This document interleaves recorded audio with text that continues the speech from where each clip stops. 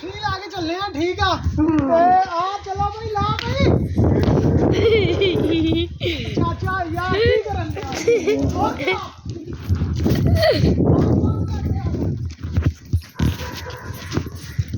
जी ਆਪਾਂ ਊਠ ਤੇ ਮੈਂ ਜਾ ਰਹੇ ਹਾਂ ਇਹਨੂੰ ਲੈ ਕੇ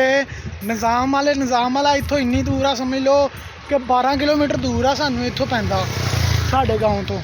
ਨਿਜ਼ਾਮ ਵਾਲੇ ਲੈ ਕੇ ਜਾਣੀ ਇਹਨੂੰ ਤਕਰੀਬਨ 12-13 ਕਿਲੋਮੀਟਰ ਬਣ ਜਾਂਦਾ ਉਸਤਾਦ 12-13 ਹੀ ਬਣਦਾ ਨਾ 12-13 ਕਿਲੋਮੀਟਰ ਬਣਦਾ ਨਾ ਨਿਜ਼ਾਮ ਵਾਲਾ ਹਾਂ ਨਿਜ਼ਾਮ ਵਾਲੇ ਲੈ ਕੇ ਚੱਲੇ ਆ ਠੀਕ ਆ 12 ਤੋਂ 13 ਕਿਲੋਮੀਟਰ ਬਣ ਜਾਂਦਾ ਵਾ ਹੁੱਡੀ ਛੁੱਡੀ ਪਾ ਲਈ ਆ ਪੈਰਾਂ 'ਚ ਬੂਟ ਸ਼ੂਟ ਪਾ ਕੇ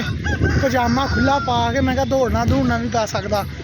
ਤੇ ਇੱਥੋਂ ਤੱਕ ਤਕਰੀਬਨ 1 ਕਿਲੋਮੀਟਰ ਤੱਕ ਇਹਨੂੰ ਦੌੜਾ ਕੇ ਲਿਆਏ ਆ ਤਾਂ ਕਿ ਬਾਅਦ 'ਚ ਤੰਗ ਨਾ ਕਰੇ ਤੰਗ ਬਹੁਤ ਕਰਨ ਦੀ ਸੀ ਦੌੜਾ ਕੇ ਲਿਆਂਦਾ ਹੁਣ ਸਕੂਨ ਨਾਲ ਨੂੰ ਸਾਹ ਸੂ ਚੜ ਗਿਆ ਵਾ ਹੁਣ ਸਕੂਨ ਨਾਲ ਆਪਣੇ ਨਾਲ ਤੁਰੀ ਰਹੇਗੀ ਤੇ ਆਪਾਂ ਨਿਜ਼ਾਮ ਵਾਲੇ ਸਕੂਨ ਨਾਲ ਲੈ ਜਾਵਾਂਗੇ ਅਗਰ ਇਹਨੂੰ ਨਾ ਦੌੜਾਉਂਦੇ ਵਿੱਚੋਂ ਉਹਨੂੰ ਦੌੜਾ ਲਈਦਾ ਵਾ ਕਿਉਂਕਿ ਤੰਗ ਨਾ ਕਰੇ ਹਾਂ ਆਪਾਂ ਅੱਧਾ ਰਾਸਤਾ ਤੇ ਆਇਆ ਅੱਧਾ ਨਹੀਂ ਜੇ ਤੁਸੀਂ ਸਮਝ ਲਓ ਕਿ ਦੂਸਰਾ ਕਿਲੋਮੀਟਰ ਸਾਡਾ ਚੱਲਣ ਦਿਆ ਵਾ ਤੇ ਬਾਕੀ ਸਾਰਾ ਅਸਾਂ ਕਰਨਾ ਹੈਗਾ ਚਲੋ ਲੈ ਕੇ ਚੱਲਦੇ ਹਾਂ ਤੇ ਬਾਕੀ ਗੱਲਾਂ ਬਾਅਦ ਚੋਂ ਕਰਦੇ ਕੀ ਬਾਤ ਹੈ ਚਿਹਰਾ ਚੈੱਕ ਕਰੋ ਉਸਤਾਦ ਹੈਂ ਆ ਚੈੱਕ ਕਰ ਲਓ ਨਹੀਂ ਯਕੀਨ ਤੇ ਹਾਂ ਊਂਠ ਆ ਸਾਰਾ ਬਾਜ਼ਾਰ ਉਠਣੀ ਲੇਟੀਆਂ ਮਾਰਨ ਲੱਗ ਪਈ ਆ ਦੇਖ ਲਓ ਰਾਜ ਜਿੱਦੇ ਰਾਜ ਗਏ ਆ ਤੇ ਸਾਡੀ ਉਠਣੀ ਨੂੰ ਲੇਟੀਆਂ ਮਾਰਨ ਦਾ ਯਾਦ ਆ ਗਿਆ ਆ ਊਠ ਨੂੰ ਨਾ ਜਦੋਂ ਨਾ ਇਦਾਂ ਕਰਦੇ ਹੁੰਦੇ ਊਠ ਸਾਰੇ ਹੀ ਇਹ ਨਹੀਂ ਕਿ ਆਪਣੇ ਵਾਲੀ ਕਰਦੇ ਸਾਰੇ ਹੀ ਕਰਦੇ ਹੁੰਦੇ ਇਦਾਂ ਊਠ ਆ ਦੇਖੋ ਆ ਨਿਸਰ ਗਈ ਆ ਕਣਕ ਆ ਚੈੱਕ ਕਰੋ ਆ ਕਣਕ ਨਿਸਰ ਗਈ ਆ ਠੀਕ ਆ ਸਿੱਟਾ ਚੈੱਕ ਕਰੋ ਨਿਸਰੀ ਹੋਈ ਕਣਕ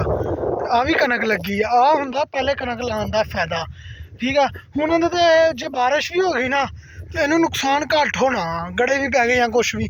ਇਹਦਾ ਫਿਰ ਵੀ ਅੱਲਾ ਦੇ ਹੁਕਮ ਨਾਲ ਨੁਕਸਾਨ ਘੱਟ ਹੋਣਾ ਆਹ ਫਸਲ ਦਾ ਬਹੁਤ ਜ਼ਿਆਦਾ ਨੁਕਸਾਨ ਹੋਣਾ ਇਹ ਆ ਹੁੰਦਾ ਵਾ ਪਹਿਲੇ ਲਗਾਉਣ ਦਾ ਫਸਲ ਦਾ ਫਾਇਦਾ ਚੈੱਕ ਕਰੋ ਮੈਂ ਊਠ ਲੈ ਕੇ ਜਾਂਦਾ ਪਿਆ ਤੇ ਮੈਨੂੰ ਯਾਦ ਆਇਆ ਕਿ ਮੈਂ ਆ ਦੇਖਿਆ ਮੈਂ ਟੰਡਾ ਜਿਹਾ ਪੁੱਟ ਲਿਆ ਉਠਣੀ ਦੇ ਇੱਧਰੋਂ ਸੰਗਲ ਨਾਲ ਬੰਨ ਤਾ ਅੜਾਤਾ ਅੰਦੇ ਗਰਦਨ ਤੇ ਇੱਧਰੋਂ ਰੱਸੇ ਨਾਲ ਬੰਨ ਦਿੱਤੀ ਇਹਦੇ ਪੈਰ ਤੇ ਦੂਸਰੇ ਗੋਡੇ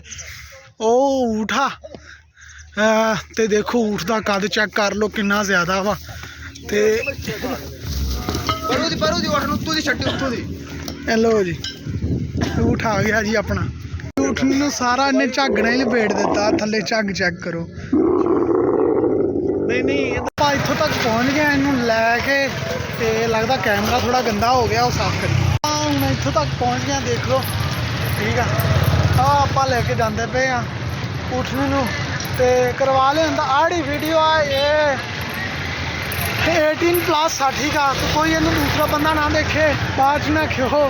ਕਿ ਕੋਈ ਕੰਮ ਖਰਾਬ ਹੋ ਗਿਆ ਠੀਕ ਆ ਓਕੇ ਹੋ ਗਏ ਸਾਰੇ ਜਣੇ